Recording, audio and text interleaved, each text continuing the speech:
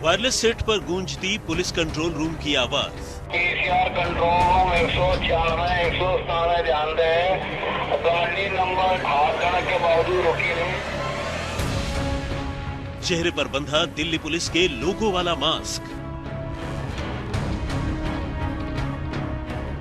सड़क पर पूरी रफ्तार से भागती टैक्सी।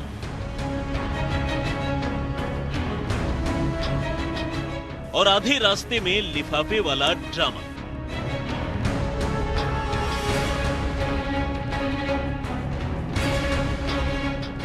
जहां ये तीनों एक साथ मिल जाएं, समझिए कोई मासूम काम से गया।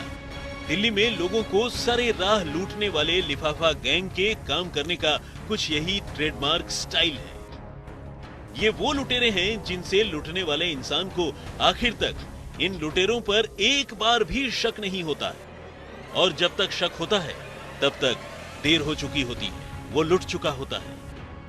16 नवंबर को दिल्ली के रहने वाले राजेंद्र आरके पुरम से वसंत कुंज जाने के लिए घर से निकलते हैं। रास्ते में वो किसी ऐसी पब्लिक ट्रांसपोर्ट का इंतजार करते हैं जो उन्हें दफ्तर तक ड्रॉप कर दे। लिफाफा गैंग के बदमाशों को बस ऐसे ही लोगों की तलाश रहती है। गैंग के बदमाश पहले से घात लगाकर राजेंद्र को टारगेट करते हैं। उनकी टैक्सी राजेंद्र के सामने आकर रुकती है। वो राजेंद्र को इशारे से गाड़ी में बैठने को कहते हैं। इधर गाड़ी में पहले से ही 2 लोग दिल्ली पुलिस का मास्क लगाए बैठे हैं, जिन्हें देखकर राजेंद्र को ये गुमान होता है कि वो पुलिस वाले हैं। राजेंद्र बड़ी आराम से गाड़ी में बैठ जाता है।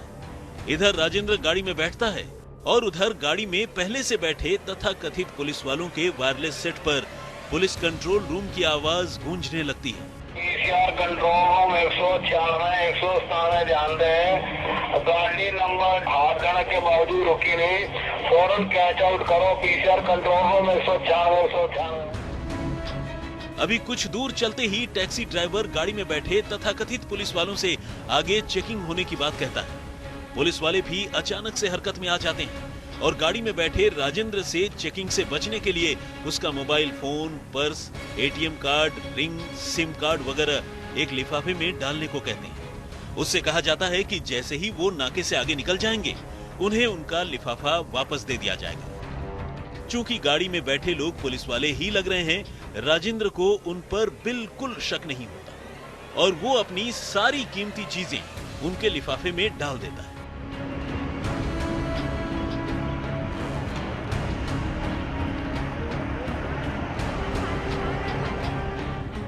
अब वसंत कुंज आने ही वाला है। राजेंद्र उतरने की तैयारी करता है।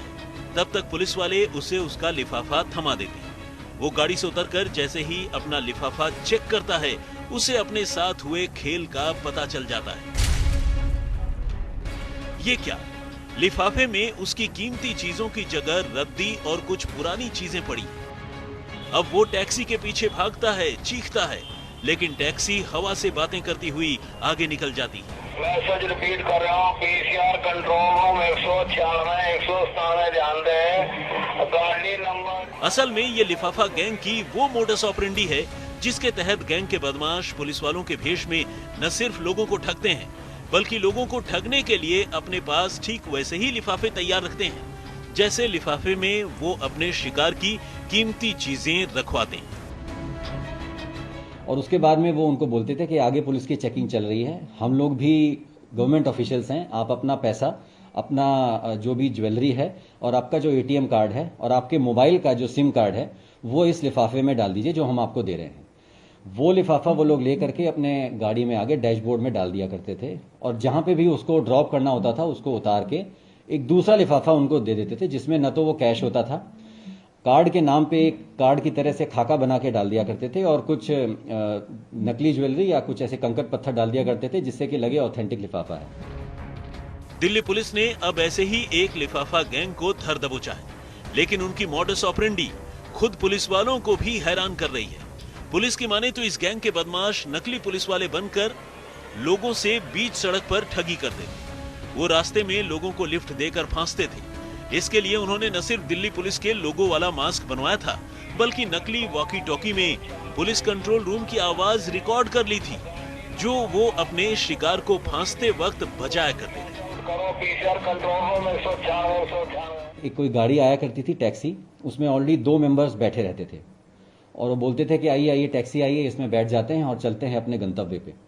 जब वो आदमी टैक्सी में बैठ जाया करता था तो उसके बाद में जो आगे बैठे 2 आदमी होते थे उनके पास में वॉकी टॉकी सेट रहते थे और उसमें वो ऑलरेडी प्री रिकॉर्डेड वॉइसेस चलाते थे, ऑडियो क्लिप्स, जो कि ऐसा प्रतीत होता है कहीं उन्होंने रिकॉर्ड करी हैं और विक्टिम्स को डराने के लिए, और ऐसा मालूम होता है कि उसमें पुलिस की कम्युनिकेशन चल रही हो। इसके बाद में उनके पास में दिल्ली पुलिस के फेस मास्क भी रहते थे कोरोना से बचने के लिए। तो एक तरह की ऑथेंटिसिटी विक्टिम्स के माइंड में आ जाती थी कि ये पुलिस का ही स्टाफ है। साउथ वेस्ट दिल्ली की पुलिस को अपने इलाके में एक ही तरीके से लूटपाट की ऐसी 8 वारदातों की खबर मिली थी, जिसके बाद पुलिस ने जाल बिछाकर इन लुटेरों को धर दबोचा। इनके पास से पुलिस को करीब 1.5 लाख रुपए कैश, कई गाड़ियां और लूटे हुए एटीएम कार्ड मिले। ये गैंग जो सोना लूटता था उन्हें मुथूट फाइनेंस में अपनी पत्नियों के नाम खोले गए अकाउंट में डाल देता था। हम लोग जैसे ही इस ज्वेलर को पकड़ेंगे जिसका ये क्लेम कर रहे हैं, जिसको बेचा है, तो हम लोग वो एमओ भी देखेंगे वो एग्जैक्टली क्या है और उसी के आधार पे कुछ रिकमेंड करेंगे। अगर लाइसेंस वगैरह है उसको कैंसिल कराने के लिए उसी के आधार पे रिकमेंड करेंगे। मुथूट फाइनेंस एक अलग चीज हो गई। बाकी ज्वेलर्स जो नॉर्मल सुनार होते हैं उनको तो ऐसा कुछ होता नहीं है, अपना पक्की रसीद वगैरह देते हैं, उसमें काम होता है। बट जैसे ये बता रहे हैं कि जो महिला है इनकी वाइफ्स हैं, तो वो अपना जैसे मान लीजिए ज्वेलरी सुनार के पास लेके गई, ये बता के कि ज्वेलरी मेरी है और इसको पिघला के कोई और ज्वेलरी मुझे किसी तरह की बनानी है, तो वही हम लोग एसरटेन कर रहे हैं वाइफ का कितना रोल है, सुनार का कितना रोल है, क्या उसे पता था कि ये चोरी का सामान है या क्या है।